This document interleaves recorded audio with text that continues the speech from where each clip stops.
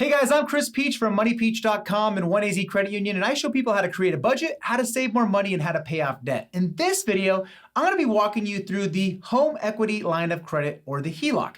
So let's start. What is a HELOC? Well, it's very simple. A HELOC is a revolving line of credit that is guaranteed by the equity in your home. It's similar to a credit card, but you get much lower interest rates because there's some collateral. The collateral is your home or the equity in your home. So what is equity? Equity is really simple. It's how much your home is worth minus the amount you owe. So now that you know what a home equity line of credit is, let's talk about how much you can actually borrow when it comes to your HELOC. Now, most lenders out there will allow you to borrow between 75 and 90% of the available equity in your home. So what do I mean by that? Let's pretend your home appraises for $400,000 and you have a current mortgage balance of $150,000. And the lender you're using allows you to use up to 80% of the available equity. Well, 80% of $400,000 is $320,000 minus your mortgage balance of $150,000 gives you a HELOC for $170,000. Much more than a credit card, right? All right, so now let's talk about interest rates when it comes to HELOCs. Now, almost always HELOCs have what's called a variable interest rate, meaning it can go up or down. It's different than like an auto loan or your mortgage or a student loan. Interest rates with HELOCs, they're variable. They go up or they go down, and they're based on two different things. They're based on the index rate, also known as prime rate, and the margin rate. So let's talk about the index rate.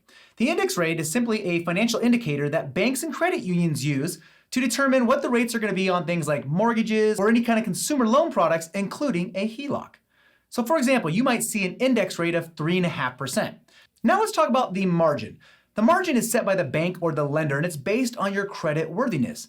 These are things like your income, your debt to income ratio, your credit worthiness, your credit history, those types of things. And the lender bases the margin rate based on your risk. So let's give an example here. Maybe you see a rate out there that is prime plus 2%. Well, if the index rate or the prime rate is currently 3.5%, and your lender assigns you a 2% margin rate, then 3.5 plus 2% equals 5.5%. That's going to be your annual rate for your home equity line of credit. Alrighty, now that you understand the interest rates, let's talk about another important part of HELOCs, and that's the phases of your HELOC. There's two phases. There's the draw period and the repayment period. Now, the draw period is very simple. It works just like a credit card. It's a revolving line of credit where you can access those funds, you can pay it back, you can access those funds, you can keep the balance at zero.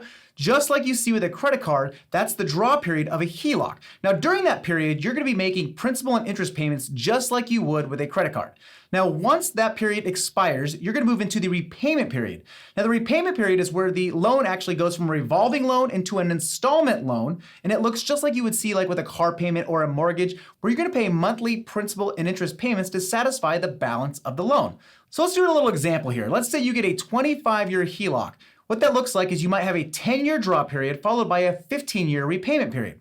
So those first 10 years, you're going to be able to draw from that HELOC, and you're going to be making monthly minimum principal and interest payments just like you would with a credit card.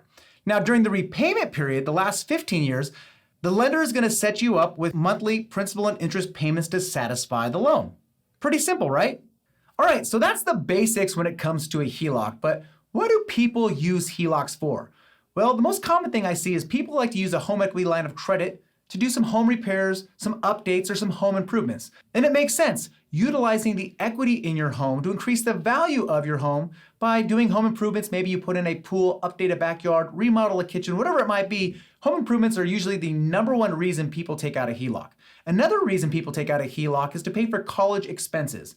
Now, parents out there might be thinking, I have enough equity in my home to cover the expenses of college. And quite frankly, the interest rates on HELOCs right now are much better than a private student loan. Another great reason to use a HELOC for college expenses is because you only have to use a certain amount. Whereas a student loan, you might get one lump payment where you have to pay all of it back.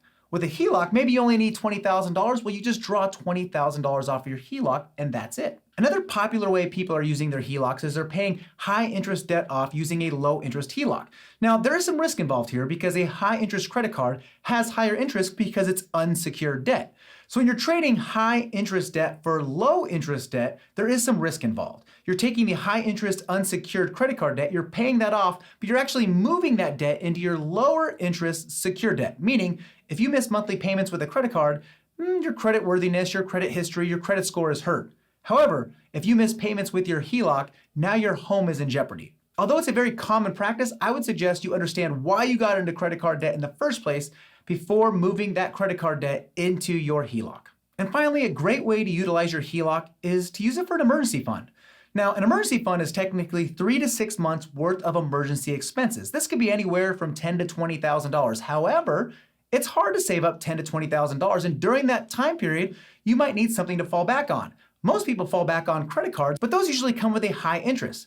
So why not utilize a lower interest HELOC to get you through the period while you're saving up for your emergency fund? All right, so now we've talked about how a HELOC can be properly used. Let's talk about some situations where you want to push pause on applying for HELOC.